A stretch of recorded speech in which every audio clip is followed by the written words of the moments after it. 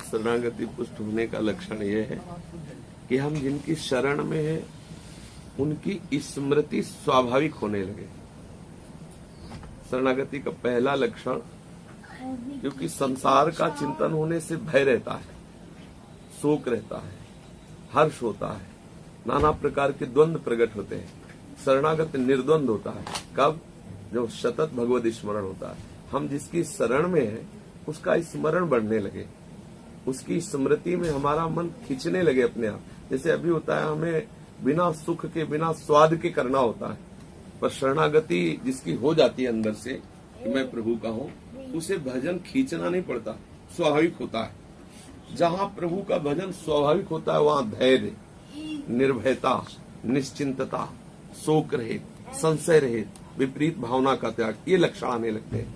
यदि हमारे अंदर भय है, कल सत्संग में चर्चा हुई थी कि शरणागत के पीछे भगवत कृपा से अनंत शक्ति सामर्थ्य प्रभु अपनी भागवतिक शक्ति को लगा देते हैं। हमारी चाह नहीं है। जीव ही शरणागत जीव होता है वास्तविक। जैसे वचन से कह रहे हैं ना, झूठे बोल रहे हैं, हमारी आसक्ति तो संसार के भोगों में, शरीर संबंधों में। पर हमने सत्संग में सुना कि कल्याण का परम हेतु भगवान की शरणागति है। तो अंदर से नहीं हो रहा, पर हम बाहर से कह रहे हैं श्री कृष्ण आपकी शरण में, तो श्री कृष्ण बहुत करुणामय है, इस बात को स्वीकार कर लेते हैं। अंदर से सारा विषय प्रपंच भरा हुआ है, अंदर से संसार का राग भरा हुआ है, लेकिन वचन से उसने बोला कि हे श्री कृष्ण मैं आपकी शरण में हूं, तो श्री कृष्ण स्वीकार कर लेते हैं। अब उसे साम दाम दंड भेद चारों से उसको अपने असलियत शरण में लाएंगे। प्रभु उसके सामने ऐसी प्रतिकूल परिस्थिति या ऐसी अनुकूल परिस्थिति या ऐसी भयावह परिस्थिति या ऐसी आनंददायक परिस्थिति, जैसा उपासक है वो सर्वज्ञ है, जैसी परिस्थिति से वो वहां पहुंच सकता है वो परिस्थितियां उसके सामने प्रकट कर देंगे।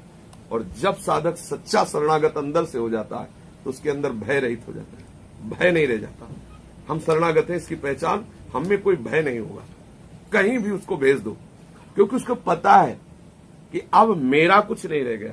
भय मेरा नष्ट होने में होता है, जैसे मेरा शरीर नष्ट हो जाएगा, मुझे कष्ट होगा, मेरा जो कुछ है वो सब श्री कृष्ण का हो गया।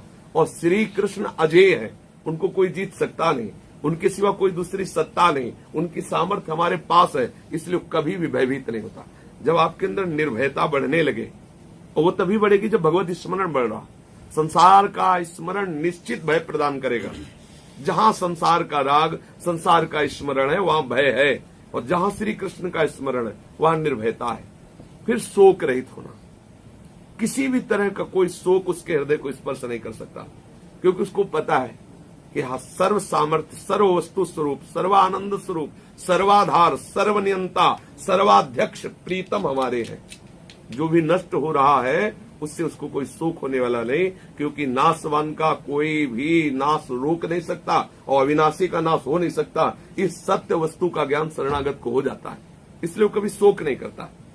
न सोचती न कांक्षते, कोई शोक नहीं और कोई आकांक्षा नहीं, क्योंकि पूर्णानंद स्वरूप श्री कृष्ण उसके प्रीतम है, इसलिए कोई आकांक्षा नहीं रह जाती। निश्चिंत, अब उसे कोई चिंता नहीं सताती। जब चिंता सताने लगे तो समझना शरणागति में बाधा प्रकट हो रही। शरणागति की भी कोटि होती है। जब संपूर्ण शरणागति हृदय में उतरेगी तो आप निश्चिंत हो जाएंगे। निश्चिंतता तभी बढ़ेगी जब हमारी शरणागति होगी। शरणागति का लक्षण निश्चिंतता। हर घटना में हमें श्री कृष्ण याद आ जाने चाहिए।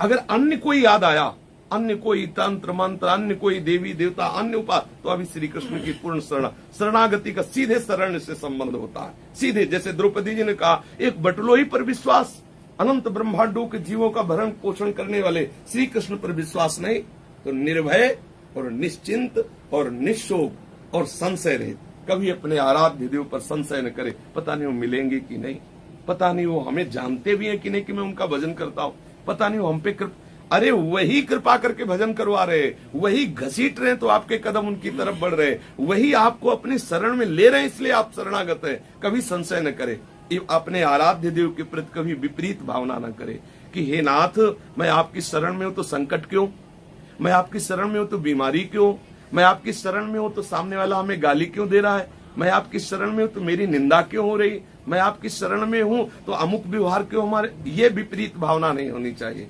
शरणागत में 5 बातें बढ़ने लगती। निर्भय, निश्चिंत, निशोक, संशय रहित और विपरीत भावना का त्याग अर्थात श्री कृष्ण अनुकूल्यन और सतत स्मरण, अखंड तैल धारावत, अव्यावृत भजनात्। जैसे विषयी पुरुष विषय का चिंतन करता है, लोभी पुरुष धन का चिंतन करता है, ऐसे वो अपने आराध्य देव शरण्य का चिंतन करता है। यह है शरणागति का लक्षण।